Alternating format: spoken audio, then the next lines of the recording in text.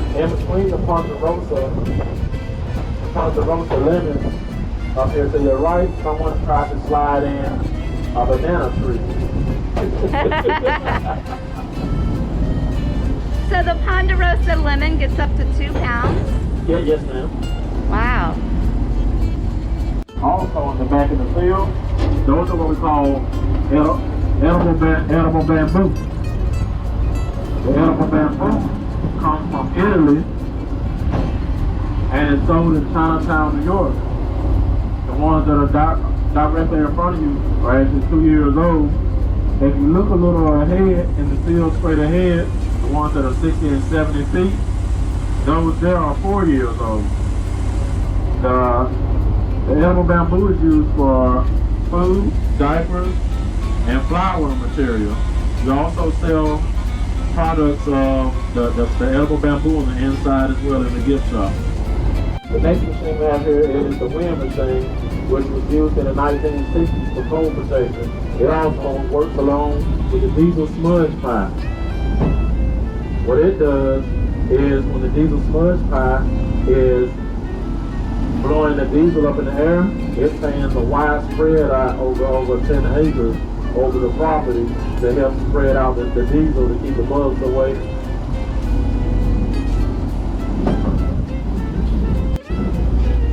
The fruit cocktail tree is actually a grafted tree,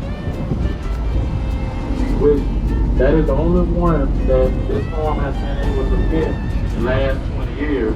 It actually has lemons, grapefruit, and oranges that grow off of it. Lemon, grapefruit, and oranges off of one tree? Yes, ma'am. And it's all grafted together. You have to get permission from the state of agriculture in order to have those trees. And that is the only one that they were allowed to have in the last 20 years.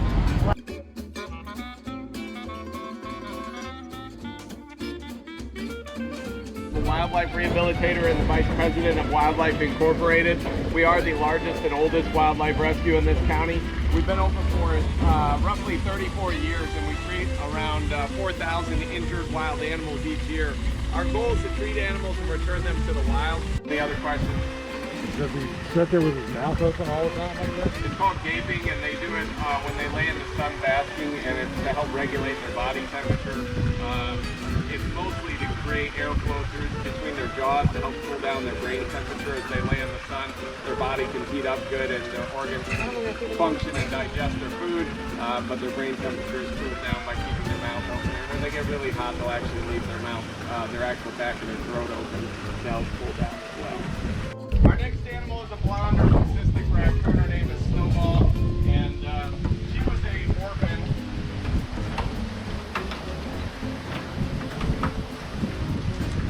We get a lot of raccoons in, and this one here was an orphan. Her mother was hit by a car and did not survive.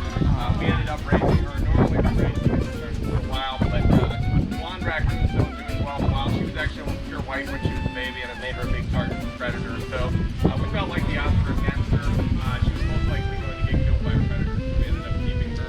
She's now 11 years old. Raccoons typically only live 2 to 4 years in the wild, so 11 is good, but in rare cases they can live up to 16 in captivity.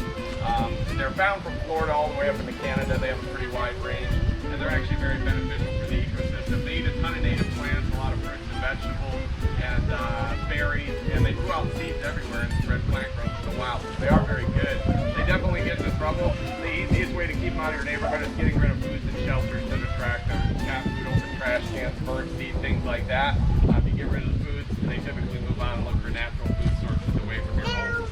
But that is Snowball, a blonde or leucistic raccoon. Amy was a alligator that was going to be sold for skin and meat. I bought the group of babies and gave them to places that could use them for educational purposes, and I kept this one out of the group.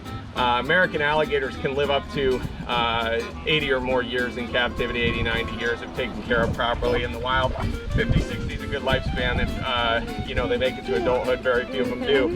This alligator can't go back to the wild. They use it for educational purposes. She'll eventually be moved to my place out in Myakka City where she'll live out her life out there.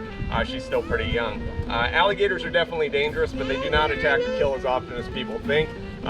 They are only responsible for about 40 deaths in the last 50 years related to alligators here in the entire United States. So it's a pretty low number considering how many alligators are out there and how many people cross paths with alligators. But they are dangerous, so keep your distance. It is illegal to feed, touch, or throw things at them in Florida, so do not do any of those things. Into real winter, when the temperatures drop down like this, they start to become less active. They don't eat a lot. They'll go for months in some cases without eating. So, are you interested in touching? You want to hold him? I want to just...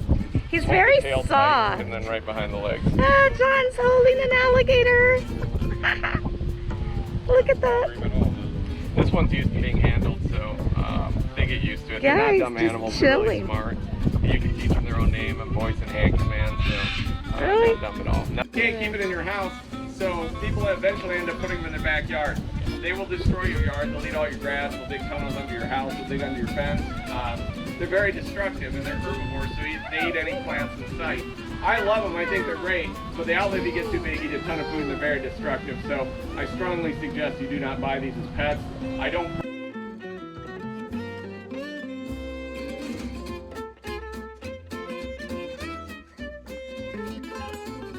It only takes 1 inch of water a week in order to keep this farm going. And what you'll see, the new irrigation lines, there are the black lines that are coming up with the red tip.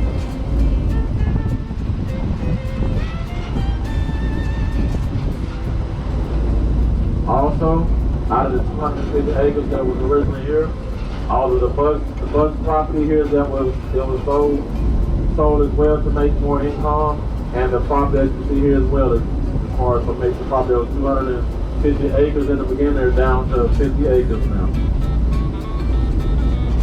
Coming up on your right hand side here in this patch, here in the corner, we have a mix of everything, and the Mixon family told their kids they could plant anything they wanted to plant here. So here you have a mix of avocados, mangoes, star fruit, and even berry trees.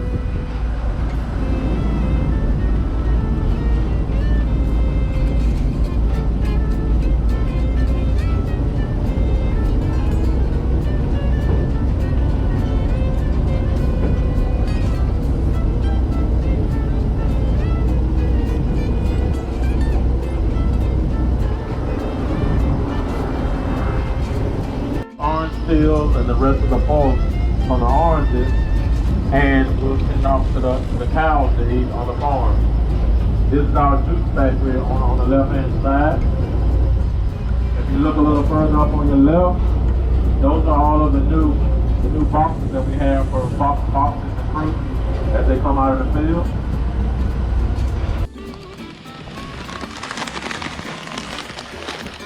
The koi fish are ready to be fed.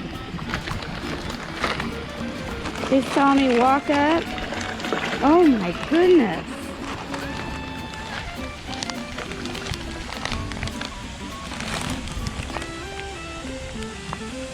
You guys need to share.